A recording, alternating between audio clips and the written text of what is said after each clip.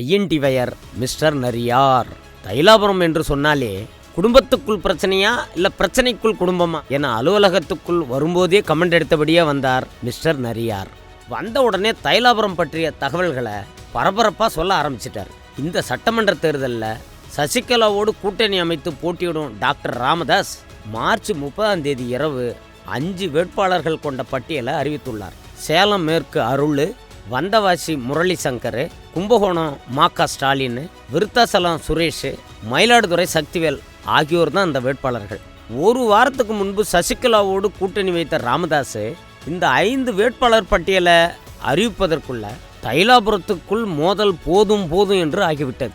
கடந்த வருடம் தன்னுடைய மகன் டாக்டர் அன்புமணியோட மோதல் ஏற்பட்டதை அடுத்து தனது மூத்த மகள் ஸ்ரீகாந்தியை பாட்டாளி மக்கள் கட்சியின் செயல் தலைவராக அறிவித்தார் டாக்டர் ராமதாஸ். இப்போது வரலாறு திரும்புகிறது என்பதைப் போல அன்புமணிக்கும் ராமதாஸுக்கும் எப்படி மோதல் ஏற்பட்டதோ அதே போல ராமதாஸுக்கும் அவரது மகள் ஸ்ரீகாந்திக்கும் இடையிலே கடும் மோதல் ஏற்பட்டுள்ளது. இதனால் தான் வேட்பாளர் பட்டியலை அறிவிக்க ராமதாஸுக்கு இவ்வளவு தாமதம் ஆகிவிட்டது என்கிறார்கள் தைலாபுரம் தகவலாளர்கள்.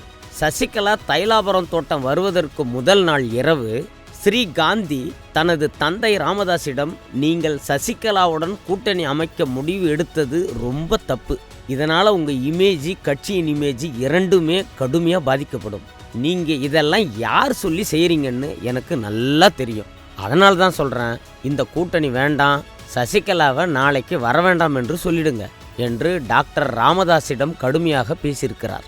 இதை கேட்டு அதிர்ந்து போன ராமதாஸ், இப்படித்தான் நான் என்ன செய்தாலும் அவன், அதாவது அன்புமணியை சொல்கிறார், மகன் அன்புமணியை குறுக்கே வந்து தடுத்துக்கிட்டு இருந்தான், இப்போ அந்த வேலையை நீ பார்க்க ஆரம்பிச்சிட்டியா, கட்சியில் மேலும் பிரச்சனை வரக்கூடாது அப்படிங்கிறதுக்காகத்தான் உன்னை பதவிக்கு கொண்டு வந்தேன், பிரச்சனையை ஏற்படுத்துவதற்காக இல்லை, நமக்கு இப்போது வேறு வழி என்ன இருக்கிறது, திமுக கூட்டணியில் சேர்த்துக்கொள்வதற்கு ஸ்டாலின் தயாராக இருந்தாலும் அந்த திருமாவளவன் ஒப்புக்கொள்ளவில்லை, எடப்பாடிக்கு என் மீது கொஞ்சம் கூட நன்றி இல்லை, அவர் அன்புமணியை வச்சு ஆட்டம் போட்டுக்கிட்டு இருக்கிறாரு, அவங்களிடம் போய் கெஞ்ச சொல்றியா, மறுபடியும் என்னை கஷ்டப்படுத்தாத, என்னோட வர முடிஞ்சா வாங்க, இல்லைன்னா காசி ராமேஸ்வரம் எங்கேயாவது போயிடுங்க என்று தனது மூத்த மகள் காந்தியிடம் கடும் கோபம் காட்டிய ராமதாஸ் மறுநாள் சொன்னபடியே சசிகலாவை வீட்டுக்கு அழைத்து விருந்து வைத்தார். அந்த விருந்திலே ஸ்ரீகாந்தியும் கலந்து கொண்டாலும் அவர் முகத்தில் எவ்வித ஈடுபாடும் இல்லை. சசிகலா வந்து சென்ற மறுநாள் ராமதாஸ் ஆதரவாளர்களான மயிலாடுதுறை மாகா ஸ்டாலின், திருக்கச்சூர் ஆறுமுகம், கடலூர் சுரேஷ் உள்ளிட்ட நிர்வாகிகளை வர சொன்னார் ஸ்ரீகாந்தி. அவர்களிடம் கூட்டணி வேண்டாம் என டாக்டரிடம் சொல்லுங்கள் என வற்புறுத்தியிருக்கிறார் ஸ்ரீகாந்தி. அவர்களும் டாக்டர் ராமதாஸை பார்த்து, ஐயா, சசிகலாவோட கூட்டணி வைப்பதை நம்ம கட்சியின் நிர்வாகிகள் யாரும் விரும்பலை, நம்ம தனிச்சே நிற்கலாம் அல்லது திமுகவுக்கு ஆதரவு தெரிவிக்கலாம் என அவர்கள் ராமதாஸிடம் கூறினார்கள். ஸ்ரீகாந்தி சொல்லித்தான் அவர்கள் இப்படி கூறுகிறார்கள் என்பதை அறிந்து கொண்ட டாக்டர் ராமதாஸ் தனது மகள் காந்தியிடம் என்ன சொன்னாரோ அதையே இவர்களிடமும் சொல்லி அனுப்பியிருக்கிறார். அதாவது, என் கூட இருக்கிறவங்க இருங்க, இல்லைன்னா காசி ராமேஸ்வரம் எங்கேயாவது போங்க என அந்த நிர்வாகிகளிடமும் காந்தியிடம் சொன்னதையே சொல்லி அனுப்பி வைத்திருக்கிறார் டாக்டர் ராமதாஸ். இதை அறிந்து கொண்ட ஸ்ரீகாந்தி அடுத்த நாள் பாட்டாளி மக்கள் கட்சியின் டாக்டர் ராமதாஸ் ஆதரவாளர்கள் மற்றும் மாவட்ட செயலாளர்கள் அனைவருக்கும் அலைபேசி செய்து, யாரும் என்னை கேட்காமல் தைலாபுரம் தோட்டத்திற்கு வரக்கூடாது, வந்து டாக்டர் ஐயாவை பார்க்கக்கூடாது, தலைமை நிலைய செயலாளர் அன்பழகன் மட்டும்தான் வரணும், அந்த பரந்தாமன் வரவே கூடாது என்று உத்தரவு பிறப்பித்துவிட்டு ஸ்ரீகாந்தி சென்னைக்கு சென்று விட்டார்.